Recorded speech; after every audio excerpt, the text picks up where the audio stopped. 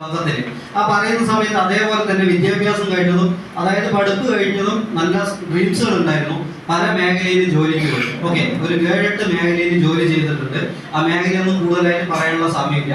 അപ്പൊ ആ മേഖലയിൽ പണിയെടുക്കുന്ന സമയത്ത് നേരത്തെ യൂനുസ് സാർ പറഞ്ഞിട്ടുണ്ടായിരുന്നു, ജോലി ചെയ്തതും ഫസ്റ്റത്തെ സാലറി അത് കഴിഞ്ഞാൽ 15 വർഷം കഴിഞ്ഞിട്ട് അത്ര സാലറി ഉണ്ട് ചോദിച്ചു അല്ലേ? ആരോട്?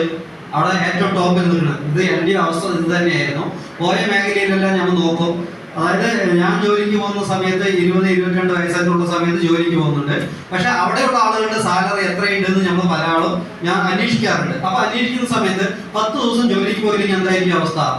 അടുത്ത ആളുടെ കടം വാങ്ങേണ്ട രീതിയിലേക്ക് മാറുന്നുണ്ടാവും. പിന്നെ ആ പണി ചെയ്തിട്ട് എൻ്റെ അവസ്ഥ എന്തായിരിക്കും? നാളെ അത് തന്നെയായിരിക്കും അവസ്ഥ ഉണ്ടാകുക അല്ലേ? അപ്പൊ അതെന്ത് തിരിച്ചറിഞ്ഞോ അന്ന് മുതൽ എന്തെങ്കിലും ഒരു ബിസിനസ് ചെയ്യണം എന്നുള്ള രീതിയിലേക്കാണ് തീരുമാനം എത്തിയത്. ബിസിനസ് ചെയ്തു. ഒരു ഫിനാൻഷ്യൽ കമ്പനിയിലായിരുന്നു കുറച്ചു കാലം ചെയ്തു, ഒരു 10 വർഷം. അത് നല്ല രീതിയിൽ പോയിട്ടുണ്ടായിരുന്നു. പക്ഷെ ഫിനാൻഷ്യൽ കമ്പനി ആയതുകൊണ്ട് തന്നെ ഗവൺമെന്റിന്റെ ഭാഗത്തു നിന്ന് ഒരു സ്റ്റോപ്പ് മെമ്മോ വന്നു. അതോടുകൂടി അതാ പരിപാടി അവിടെ നിർത്തി. പിന്നെ ഒരിക്കലും അതായത് വർക്ക് ചെയ്ത വരുമാനം കിട്ടിക്കൊണ്ടിരിക്കണം. ജോലി കയറിയ ജോലി നിന്നു പോകാൻ പാടില്ല അല്ലെ? ഇവിടെ ഗവൺമെന്റ് സർവീസിൽ കുറച്ച് ആളുകളൊക്കെ ഉണ്ട് അല്ലെ? ജോലി കയറുന്നവരെ പണിയാണ്. കയറി കഴിഞ്ഞാൽ പൈസ റെഗുലറായിട്ട് വന്നുകൊണ്ടിരിക്കും. PSC കോച്ചിങ്ങിന് പോയി 5-6 ലിസ്റ്റിലുണ്ടായിരുന്നു. ആ ലിസ്റ്റിലുള്ള സമയത്തായിരുന്നു ഈ ഗ്രേറ്റ് ഓപ്പർച്യൂണിറ്റി എനിക്ക് രഞ്ജു സാർ കാണിച്ചത്. അദ്ദേഹത്തിന് വളരെ നല്ല രീതിയിലുള്ള അംഗീകാരം, നല്ലൊരു ക്ലാസ്. അവിടെ സാറ് പറഞ്ഞിട്ടുണ്ടായിരുന്നു കാർ ഡയറക്ടറിന്റെ കാര്യമൊക്കെ, അതെല്ലാം ഒരുമിച്ച് തന്നെയായിരുന്നു കേട്ടിട്ടുണ്ടായിരുന്നത്. അത് കേട്ട് തിരിച്ച് വീടെത്തിയത് 12 മണിക്കായിരുന്നു വീടെത്തിയത്. എത്ര മണിക്ക്? 12 മണിക്ക്, രാത്രി, പകലല്ല. കാരണം ഈ പ്രോഗ്രാം ഒന്ന് കേൾക്കാൻ വേണ്ടി വിളിക്കുന്നത് 6:30 കോയമ്പത്തൂർ വരാനാണ് പറയുന്നത്. ഓക്കെ, അപ്പൊ നിങ്ങളിൽ ആരെങ്കിലും 6:30 ഇവിടേക്ക് വിളിച്ചാൽ വരുമോ? പാലക്കാട് വിളിച്ചാൽ വരുമോ? വരില്ലല്ലോ. വരുമോ? വരുമോ? ഇല്ലയോ? ഇല്ല. ഓക്കെ, ഞങ്ങൾ പോയി. കാരണം ഞങ്ങൾ ആവശ്യക്കാരാ. അപ്പൊ നിങ്ങൾ ആവശ്യക്കാരാണോ അല്ലയോ എന്ന് അവനവൻ തീരുമാനിക്കുക. ഞങ്ങൾ പോയി പ്ലാനെല്ലാം കഴിഞ്ഞ് തിരിച്ചെത്തുന്ന സമയത്ത് രാത്രി 12 മണി.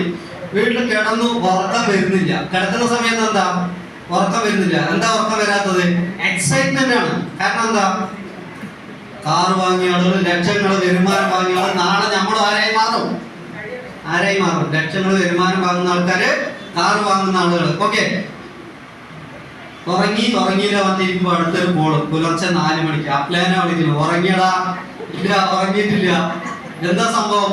ഫുൾ എക്സൈറ്റ്മെന്റ് ആയിരുന്നു ആ ഒരു സമയത്ത്, ഈ ബിസിനസ് കയ്യിൽ കിട്ടിയ സമയത്ത്. അങ്ങനെ കിട്ടിയ ആ സ്റ്റാർട്ട് ചെയ്ത ഒരു 10-15 ദിവസം ഉണ്ടായിരുന്നുള്ളൂ. ഈ 15 ദിവസം കൊണ്ട് തന്നെ 2000 PV ബിസിനസ് കൊടുക്കാൻ കഴിഞ്ഞു എനിക്ക്.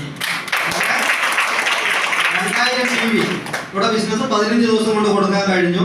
അന്ന് 11% എന്ന് പറഞ്ഞിട്ട് വേറൊരു അഡീഷണൽ ഒരു ഇതുണ്ടായിരുന്നു. ഓക്കെ, കാരണം അന്ന് PV-കളും കാര്യങ്ങളെല്ലാം വ്യത്യാസം ഉണ്ടായിരുന്നു. വളരെ ഫാസ്റ്റ് ആയിട്ട് തന്നെ ചെയ്തിട്ടുണ്ടായിരുന്നു. ആ എക്സൈറ്റ്മെന്റ് നിങ്ങൾക്ക് ഉണ്ടെങ്കിൽ ഫാസ്റ്റ് ആയിട്ട് ചെയ്യാം.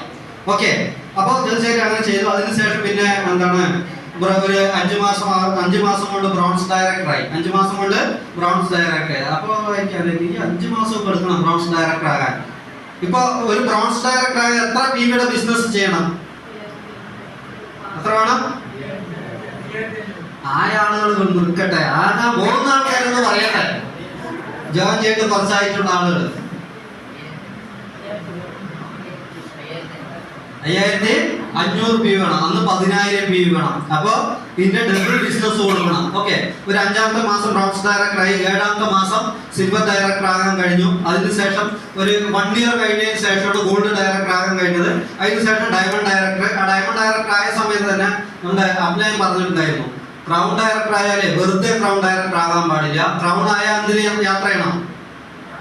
2 വീലർക്ക് ഒരു മുക്കില് വെച്ചോ, കാർ എടുത്തോ എന്ന് പറഞ്ഞു. അപ്ലൈൻ പറഞ്ഞല്ലേ, കിണറ്റി ചാടാൻ പറഞ്ഞാലും എന്ത് വേണം? ചാടണം. കാരണം എന്താ? താഴെ എന്തുണ്ടാവും? വല വിരിച്ച് വെച്ചിട്ടുണ്ടാവും. നമ്മളെ പേടി മാറ്റാനായിരിക്കും. ഓക്കെ, പറഞ്ഞു.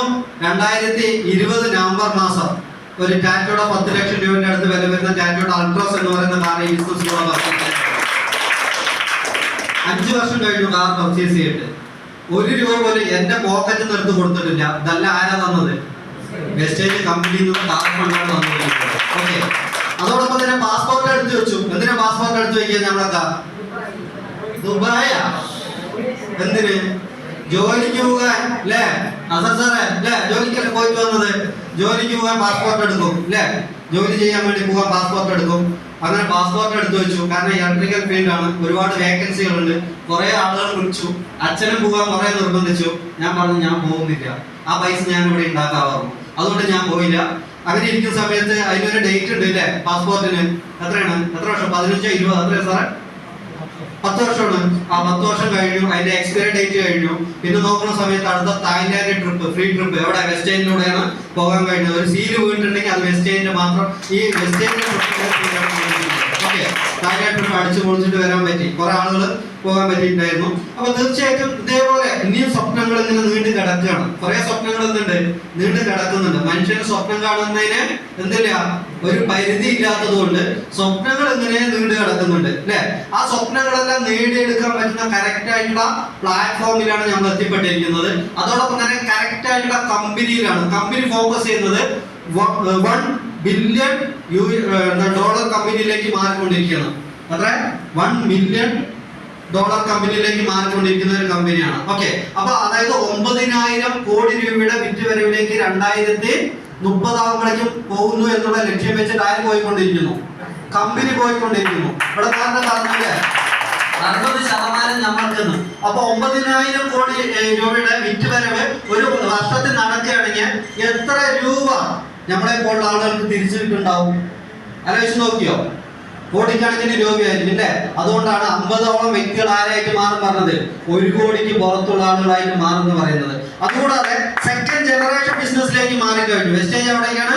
Second generation business. കഴിഞ്ഞ ദിവസം ചെന്നൈയിൽ പ്രോഗ്രാം അറ്റൻഡ് ചെയ്തിട്ടുണ്ടായിരുന്നു. വെള്ളിയാഴ്ച ഒരു പ്രോഗ്രാം ഞങ്ങൾ അറ്റൻഡ് ചെയ്തിട്ട് ഇന്നലെ കാലത്താണ് ഇവിടെ എത്തിയിട്ടുണ്ടായിരുന്നു. ആ പ്രോഗ്രാമിൽ നോക്കുന്ന സമയത്ത് 20 വയസ്സിനും 30 വയസ്സിനും ഇടയിലുള്ള ആളുകളെ ഒന്ന് എടിച്ചു നിർത്താൻ പറഞ്ഞ് എടിച്ചു നിർത്തി അവരോട് ഇൻകം സ്റ്റേറ്റ്മെന്റ് നോക്കുന്ന സമയത്ത് 22, 23, 24 വയസ്സിൽ 70,000, 80,000, 1 ലക്ഷം, 1.25 ലക്ഷം പറഞ്ഞിട്ട് വരുമാനം വാങ്ങുന്ന യൂത്ത് ആയിട്ടുള്ള ആൾക്കാരുടെ എണ്ണം അവിടെ കാണുന്ന സമയത്ത് കോരിത്തരിക്കുകയാണ്. നമ്മുടെ അവിടുത്തെ യൂത്ത് എന്ത് ചെയ്യണു? അതായത് 20 വയസ്സ് 22 വയസ്സായ ആളുകള് അച്ഛ അമ്മ പെട്രോൾ അടിക്കാൻ കാശുതാ, ബൈക്ക് വാങ്ങിത്താ എന്ന് പറയുന്ന പ്രായത്തില് അവിടെ എന്ത് ചെയ്യുന്നുണ്ട്? കാറും, സ്വന്തം കാറ്, മാസം 1 ലക്ഷം രൂപ വരുമാനം. ലൈഫിൽ പിന്നെ എന്തെങ്കിലും തിരിഞ്ഞു നോക്കണം. ഡിഗ്രി കഴിഞ്ഞിട്ടുള്ള എല്ലാവരും ഡിഗ്രിയാ ക്വാളിഫിക്കേഷൻ. അവിടെ MD ആയിട്ട് സംസാരിക്കണമെങ്കിൽ ഇംഗ്ലീഷ് മാത്രമേ യൂസ് ചെയ്യാൻ പറ്റുള്ളൂ. കാരണം എന്താ? അദ്ദേഹത്തെ അതേ അറിയുള്ളൂ, അതുകൊണ്ട് ഹിന്ദി അറിയുള്ളൂ.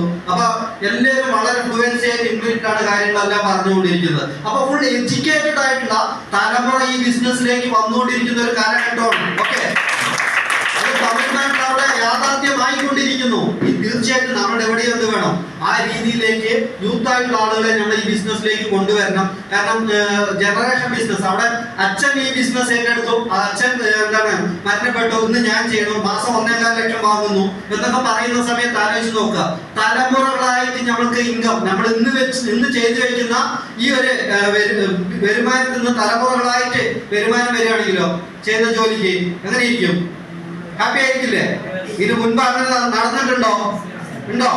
അച്ഛൻ പണിയെടുത്തതിന് വരുമാനം കിട്ടുന്നുണ്ടോ? മുത്തച്ഛൻ പണിയെടുത്തതിന് വരുമാനം കിട്ടുന്നുണ്ടോ? പക്ഷെ നിങ്ങൾ വെസ്റ്റേജിൽ പണിയെടുക്കൂ, തീർച്ചയായിട്ടും നിങ്ങളുടെ ഫ്യൂച്ചർ ഒരു 5 തലമുറയ്ക്ക് വരുമാനം ഈ ബിസിനസ്സിലൂടെ നേടിയെടുക്കാൻ കഴിയും. എല്ലാവർക്കും